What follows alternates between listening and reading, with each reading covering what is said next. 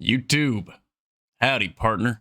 Today was a rest day because I didn't just move my leg day from the previous day and just do it the next day. Just didn't do the leg day altogether, and so I'm now taking my scheduled rest day because it would be a bad idea to go ahead and take another leg day, even though my whole goal was to not overwork the body. So obviously today's the rest day, and then tomorrow will be the upper, and then the day after that will be my lower. So leg day after that. So of course we have to put out another video of me sitting in front of the computer because I don't do anything interesting during the days. Next time I go shopping, I'm gonna see if I can um record that. I might see if I can use my buddy. He's got like a little action cam that's a little bit more small and compact and easier to hold while I'm shopping, where I might use my phone and just use like a magnetic phone holder so I don't have a tripod sitting in my shopping cart. You know what I'm saying? But I would, the next time I go shopping for food, I would actually enjoy recording that so that I can actually have something that's out and about for you guys. The Dave's Hot Chicken video is coming up, but I have now acquired 2/3 of the footage. If I can't get to 3/3 within the next day, then I will be just putting out the footage that I have with the 2/3. Like, my phone captured everything, but like I want to get like the different angles that we have from the 3 different cameras that we were using anyways. But anyways, today's video is about why each of the macronutrients are important in diets, right? Because you have these different diets that people go through. Some people go for a straight diet of just like, they just take the calories they consume and then they lower it. And that's my preferred method, right? And then there's people that do keto, which is take out all of the carbs out of their diet and do it that way. And some people crash diet, where they just don't eat anything and then they eat it a lot. Then there's some people do something like um what's that called? Fasting. They do things like fasting. So which is, if you don't know, like if you do something called like intermittent fasting, I've known people that have done this that have had success doing it. It's just not my preferred method. I love to eat, so but you won't eat for a certain period of time to a certain period of time. So let's say you don't eat from 8 p.m. all the way until 4 p.m. the next day. You don't eat from 8 p.m. on Monday until 4 p.m. on Tuesday, right? And then in those 4 hours, you eat everything you need for the day, and then you go back to fasting, right?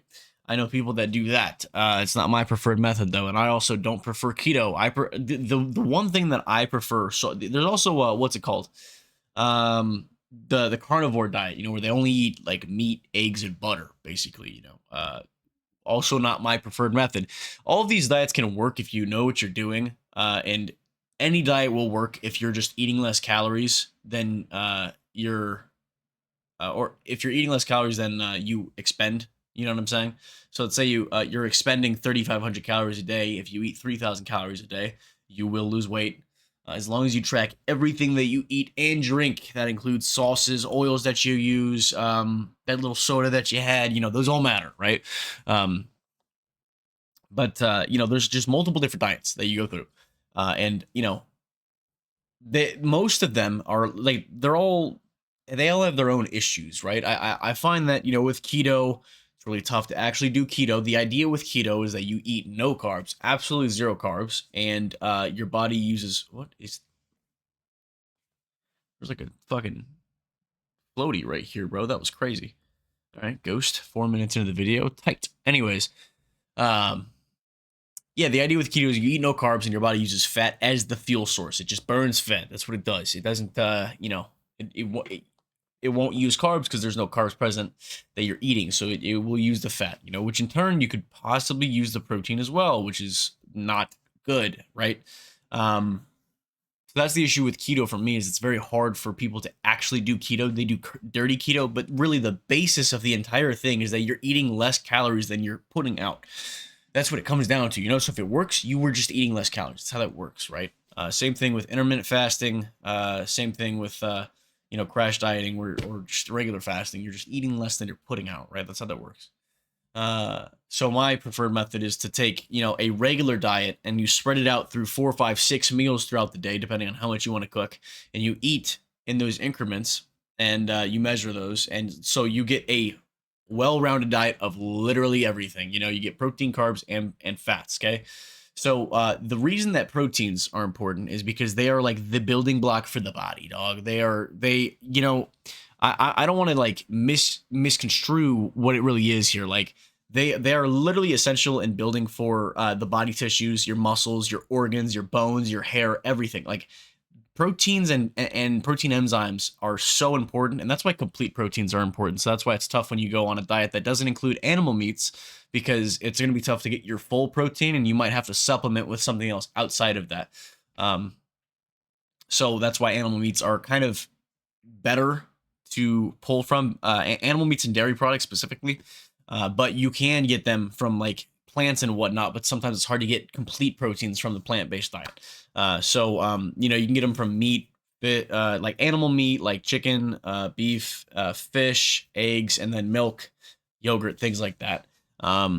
It's also important for the immune system, and important for, I said bones as part of it, but it helps repair, it helps strengthen the bones, and it also helps build muscle. That's one huge portion. It's not like it's just important for people that go to the gym, but it also helps, in a bunch of other areas. So outside of the gym aspect of like, oh, building muscle, it's literally important for your entire body, like building your entire body. So that's why protein is important. And this is like a simplified version. I don't want to go super in depth into it, and like how protein goes into the body and how it breaks down and how it goes to each part when you do workouts and shit like that. But it's also, dude, am I tweaking? There's like a freaking ghost on this side of my screen or something, and I just saw it IRL. Like I just saw it.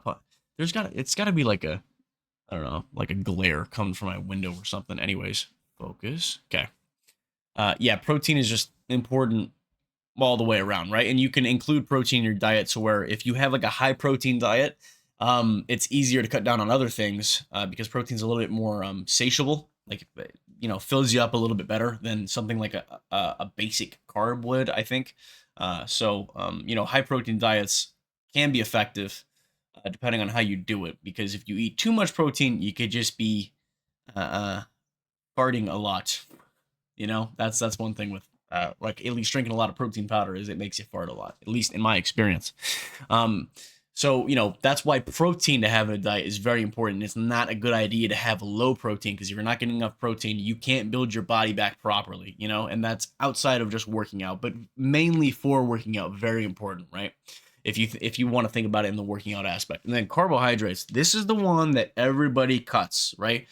Everybody loves that. They just cut the carbs out. Don't need them, right? And this is what you cut out with keto, right? Carbs are the fuel source for the body. Carbs, it's the fuel source for immediate energy in the body. It breaks down into glucose, and gets sent to wherever it needs to get sent, and then uses that for energy, right? So there's glycogen stores in your muscles. So when you're working out, that's what depletes, is the glycogen stores in your muscles. And then you refill those after the workout. That's the idea, right? That's why it's not a bad idea to have some carbs right after a workout, because you refill those glycogen stores. Man, I'm just like all over the words here. I hear that I talk too fast, so maybe if I try to slow it down when I'm talking, I won't make as many mistakes when I'm speaking. So yeah, that's a big issue for like my TikToks and my other social media posts, like things like that, because I talk fast apparently. So maybe I'll try and slow it down, So carbs are also, because they are the fuel, the preferred fuel source of the body, depending on the movement you're doing. They are the preferred fuel source for the body. They stop you from breaking down proteins, and call me crazy, they stop you from breaking down the fats in your body. But here's why, right? So if you're doing an explosive movement, you need that quick burst of energy. You need that fast energy, right? And that's the idea that carbs are there for. So like if you're doing like a sprint, main fuel source would be carbs. This is like a very simplified way to look at it. It doesn't break down exactly like this, but this is the simplified way to think about it, right? So you're doing a sprint, that's carbs, okay? You're doing a maximal rep on bench press, that's carbs, right? Squats, whatever. You're exerting the body very quickly with a lot of energy that is needed, right? That would be carbs. The secondary version to that is fat burning, would be you take those workouts and you don't do them as explosive. Let's just use the treadmill, for example. Instead of sprinting on this treadmill for 30 seconds, let's say you use the treadmill and you put it to a moderate speed where you're long striding.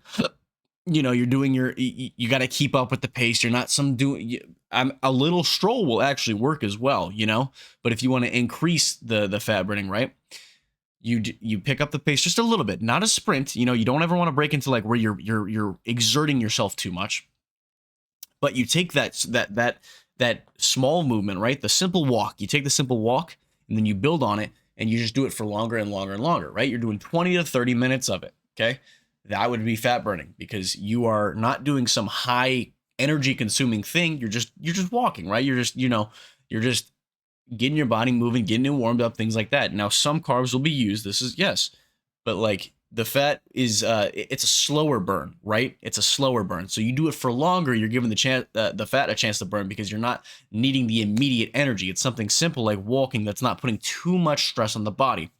So that's why carbs are important. It's also good for brain function as well, if you guys didn't know. So if like you're super low on carbs, you get this like brain fog. You're like, what's going on here, man? Like, I don't know if you guys have ever been super low on carbs. This happened to me when I was in my bodybuilding competition. You just sort of like, kind of like, it's like literal fog in your head sometimes. It's just like, you're like, what?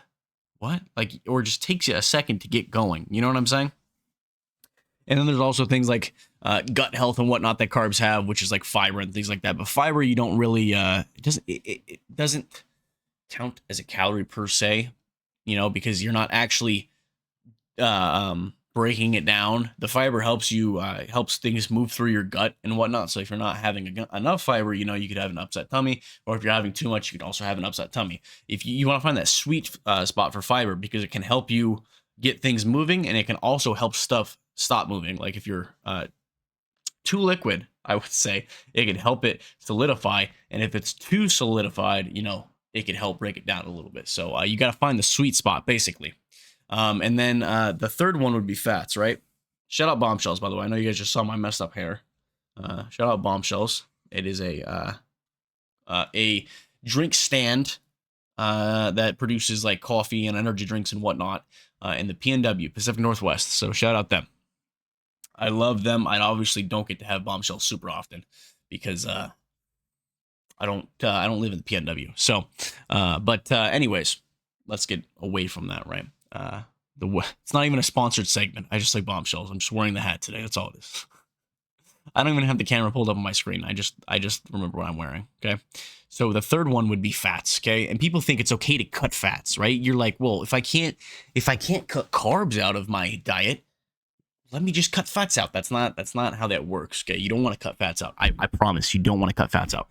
Fats, the big thing when I think of for fats, at least for me, is it's hormone regulation. Okay. Fats are important for the hormones in your body. So if you cut fats out, you're going to be very irritable, very sleepy, and people are going to get on your nerves a lot. You're just not going to feel right throughout your body. Fats are super important in the diet. I mean, there's a minimum that you could probably hit depending on the person, and like you'd be getting enough for your hormones and whatnot. So you could cut them down a little bit, I guess, depending on, you have to know your body and know where you're at though. And, I am not some all knowing person. I don't know how much you deserve or you need, right? I hardly know like what I need, cause you gotta, this is something that a registered dietitian or a nutritionist or your doctor could help you with, just depending on how much fat you actually need throughout the day. But you shouldn't have to worry about like, okay, what's the lowest amount of fat I can consume? And if you just find a healthy fat range, depending on your height, your weight, and your age, and your, male or female, whatever, depending on, whatever your body needs. Cause I know that females and women need they need a different amount of fats, right? Because they have different things going on in their body, different hormones and whatnot. They also have periods and things like that. And not eating enough fats and carbs in that diet could actually, affect the timing of their periods, or like lack of, sometimes that happens where you have a lack of period depending on your diet, right? Sometimes that can happen with female bodybuilders. So, that's an issue in and of itself over there, right? Fats are just important for everybody though. That doesn't just go for women. Hormones are important in literally everybody, and it also has to do with health of the body. Okay, fats are huge for health of the body, and vitamin absorption. Okay, and important for the brain. The brain is a big one when it comes to that as well. You know, the brain runs on carbs, but fat is important for the health of the brain and the working of the brain as well. And cell membranes, there's fat in the cell membranes, whatever. So, you know, just a simplified version of why each of those are important. So you can't cut fats too low, otherwise you're going to be super irritable. That's what I found, right? That's not the only thing that's going to happen, but like it fucks with your hormone production. So, you know, yeah, dude, I just got super irritable when I was on my cut, right? And then you can't cut carbs, otherwise you're going to feel like lethargic, slow energy, brain fog, whatnot. And you know, cutting protein is just a bad idea because that's the building block for the body. You know what I'm saying? So, just a little disclaimer, I guess. I'm not a doctor. I'm not a registered nutritionist or a registered dietitian, and I'm not a nutritionist. Okay, these are just things that I learned throughout my years of schooling, and research throughout the schooling as well, because I did go to school for this. I've taken nutrition classes. I'm just not a nutritionist or things like that. So, that's why this is a simplified thing, because I could try and break it down for you guys, but like I would also be wrong off the top of my head. The only way that I would break it down is by physically showing you guys like textbook demonstrations of what is going on. And that's not really what I'm doing in this video. This is just talking about why you can't cut this versus that versus that. And if you're going to do it, just be careful with it and know the repercussions of it. Don't just dive into a crash diet because you think like, oh, this, yeah, let me just stop eating carbs, let me just stop eating fats, or in the very rare chance, let me stop eating protein. I don't think there's a lot of diets out there that just cut protein. I don't, to be quite honest with you. There's diets, vegetarian and vegans, like, diets like those that would cut out the use of like animal meats and dairies and things like that. But that's not cutting out proteins. That's cutting out a source of those things, because you can get those through plant sources and whatnot. So, you just have to know, like, if you want to go into it further, obviously just look into it yourself further. And if you have any real questions about how much you need to eat or what you should eat, and like, why is your diet messed up? Why is your gut biome messed up? Then obviously a place to look for that would be a nutritionist or registered dietitian. And I am neither of those things. So, this just occurred to me while I was, creating some hypothetical meal plans for a couple of my clients. So, I think that's it. I'm out of here, man. I talked for way longer. I thought this was going to be a way faster video to record, but it's not. So I appreciate you all for watching. See y'all next time.